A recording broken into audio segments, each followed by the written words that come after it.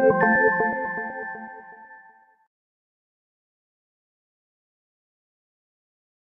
to FeedbackDanceClasses.com for another video, and today I'm answering questions. So it's Q&A day.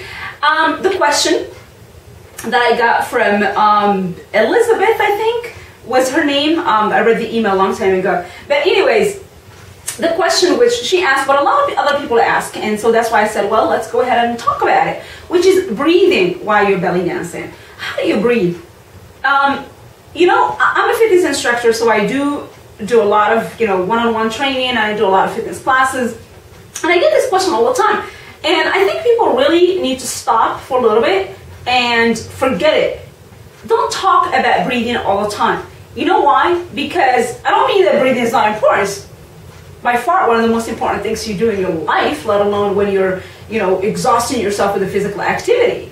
But breathing is something that should be natural, so don't think about it. I think the most important thing is to really stop thinking about it. So don't ask the question like, am I supposed to inhale when I tuck and exhale when I... There are very, very, very few moves in belly dancing where you need to stop breathing naturally. And in those moves, usually, I tell you guys that you need to stop breathing. So let's say I'm holding my breath and we're doing, let's say, I don't know, the flutter. The flutter, you're supposed to be holding your breath the entire time. So I will tell you that. I will tell you, hold your breath here. But in other moves, and in 99%, honestly, the moves in belly dancing, and in a lot of physical activities out there and workouts, you don't need to be holding your breath. You don't need to be thinking about when you should inhale and exhale. It's a natural thing. It happens naturally, and you really need to stop thinking about it. It's like you're walking down the street. I mean, do you think about, do I inhale at the right step and exhale at the left? I mean, no one thinks about that kind of stuff because it's something that your body does naturally, so don't fight it. And to me, I've been in the fitness industry for a long time, and I noticed, honestly, when the Pilates craze became big, and all the Hollywood stars were talking about Pilates as like the ultimate way to lose weight. And it's not, by the way, but it's a great workout, don't get me wrong, but you're not going to lose weight doing it. You're going to lose weight doing other things. But when it became this big craze and everybody was into Pilates, there was just so much focus. Everybody that does, you like go to a boot camp class and then you're asking, do I inhale or do I exhale? And you're like, okay, this is not Pilates. But Pilates definitely encouraged that. I mean, one of the biggest things that Pilates pushed is the breathing thing. It's like every move you lift to a right leg, they say inhale, and then you drop the left. And I think because Pilates is just slow motion and everything is really slow, that it really not only encourages you and it gives you the time to think about your breathing, because it's not like there's bam, bam, bam music going on in the background, like if you're doing boxing or CrossFit or boot camp or something else. There's not like this loud ongoing music. It's like there's just you, and the only thing you really listen to is your breathing. And if there's any music, it's really slow. So it made everybody kind of more aware of their breathing. And not only that, but the practice of Pilates also pushed the breathing idea. Like every move has to have an inhale, and the other move is followed by an exhale. I mean, it's not like what Pilates says about inhale and exhale is wrong. I'm not saying that, but I'm saying it's not necessary. Humans breathe naturally, and there are certain moves where we just naturally inhale, and then there are other moves where we just naturally exhale. So I think we should just follow that natural flow of our breathing rather than think about it, okay? So that's my first advice to you, okay? If you're practicing any belly dance move, you don't have to be thinking about this stuff. And I know a lot of the people that are asking this question are Pilates people, okay? Forget it. Don't ask the question. Follow your natural rhythm when it comes to breathing, okay? When I tell you you need to hold your breath specifically in a certain move, then go ahead and do so, and be aware of that as a necessity to make this move happen. But other than that, don't ever think about it, okay? So that's my first advice to you. The second thing that I notice a lot is when people focus on a move, they tend to hold their breath. Not everybody does that. There are certain people that are like really, I think they get nervous very quickly about something that's new. Like any new move makes them stop every other function in their body and just focus on that one move. And then those are the people usually that look very tense when they learn something new.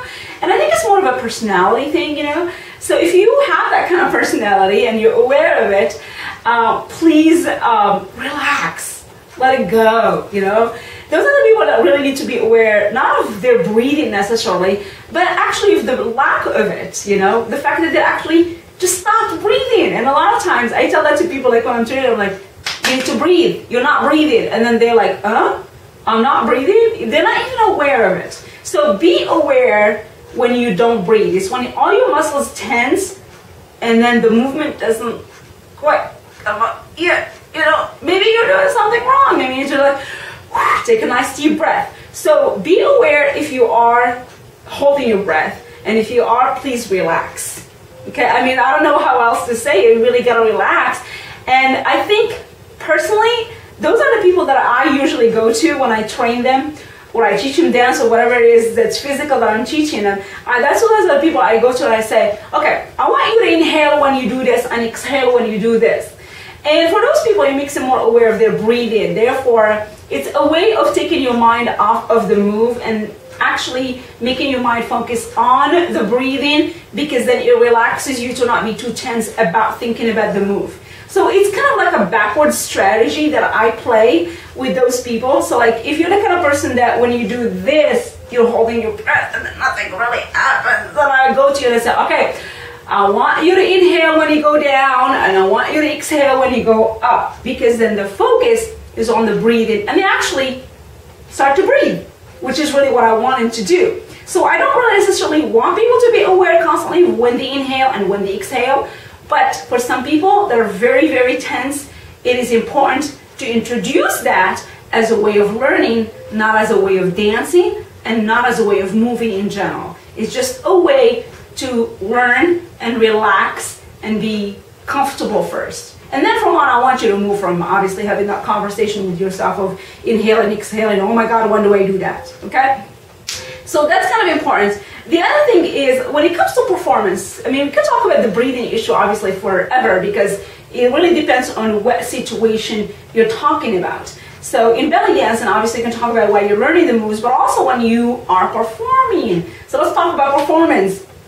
When you're performing, if you're doing choreography, a lot of times you're much more relaxed and slow and you don't even sweat. Like when I do choreography, I'm pretty chill. Because I know, I mean, I have these few moves and I have to repeat them in a certain order and just, it happens. All I have to do is make sure I listen to the music, you know, and go with it. So choreography is obviously much easier. So if you're the kind of person that really has a hard time breathing or you lose your breath very quickly on stage, make sure you stick to choreography. It's going to help you tremendously. Otherwise, you're just going to look like a sweating machine and a nervous sweating machine on stage, and that's not a pretty look. At least do that in the beginning until you're comfortable, okay? But if you are doing a lot of improvising, which I do all the time, I hate performing to choreography, so I always improvise, I tend to sweat a lot more. The reason is because when you are not performing to choreography, you're thinking much more. Okay, and the combination of thinking and moving and listening to the music, there's just too many things going on, so you definitely lose your breath faster and you're definitely gonna sweat a lot more and exhaust your body more, which for me, I'm okay with it because I feel like, oh, it's a great workout. But at the same time, you have to be aware of that so you don't look like a sweating machine on stage. But you do lose your breath doing that very quickly. And there are tricks, you know, that performers use on stage to you know, just make it a little bit better. It's not gonna go away, but just to make it a little bit better. And for me personally, is I need sometimes to just kind of do this. I just need to do that. I need to like, catch my breath. And obviously you can't do that in front of your audience. So what I usually do is like, if you guys are my audience and I'm like doing something, and then I get to the point where I gotta do it. I gotta do that big inhale and exhale to really fill my lungs with air and come back. What I do is I would usually go back and then I kind of like give my back to my audience and do all my strong inhaling, exhaling in the back, not facing my audience so they don't see it. And try to do as quietly as possible, but it's not easy to do. But again, if you have loud music going on and you're up on stage really far away from your audience, it's pretty easy to do. Okay, so you just kind of go back and just, you know, do your moves and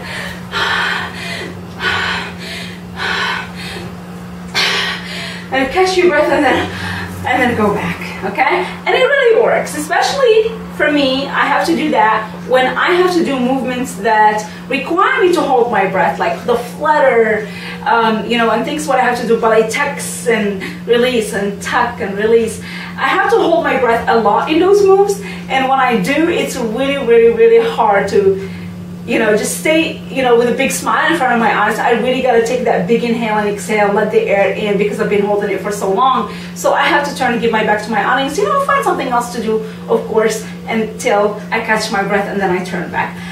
That's, you know, for me, that's like my biggest trick that I use. But for a lot of other people, I mean, there's other things, you know, you might like drop your hair down and then stay there, you know, catch your breath, and then come up slowly. And I don't necessarily prefer that because it's so easy to see the dancer doing it, but so giving you back to the audience is much easier. But everybody develops their own little trick. But don't feel bad, just stop in the middle of your audience and actually catch your breath. Another thing that's really easy, of course, is if, let's say, you have music that goes really fast and you're like going, you're like just moving so fast, singing, whatever, oh my god, I gotta catch my breath, and then comes the slow part. Instead of trying to do slower moves in it, which requires more movement from the muscles, actually why don't you just relax and stop, you know, and just kind of, you know, tease a little bit with the shoulders, don't move the muscles, or walk, you know, to your audience and just kind of like, you know, relax a little bit. That just simple breeze walk, which is still like really cute and elegant because you still want that elegance in your dance, it's going to help you catch your breath. So don't think that when you're performing you have to just like go at every beat, at every count all the time.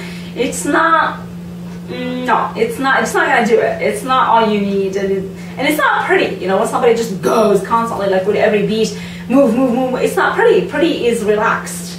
And so take time to relax and breathe while you're dancing. Just do it elegantly, and it's gonna be much more beautiful than just, you know, moving to every single beat. That doesn't make you a better dancer to move to every beat. Every new belly dancer thinks that, and it's wrong on so many levels. All you have to do is watch a belly dancer who just did not stop moving for every rhythm.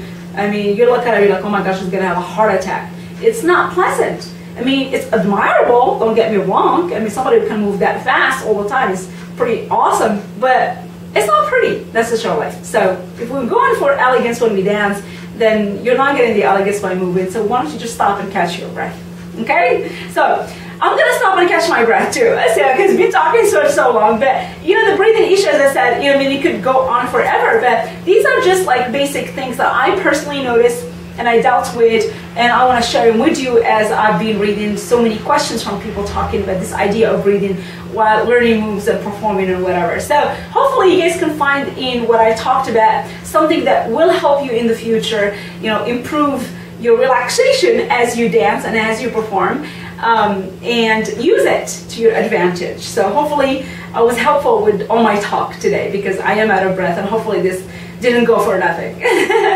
So I will see you guys next time in maybe our next coffee talk or our next video for technique, combo, choreography, workout, whatever you name it.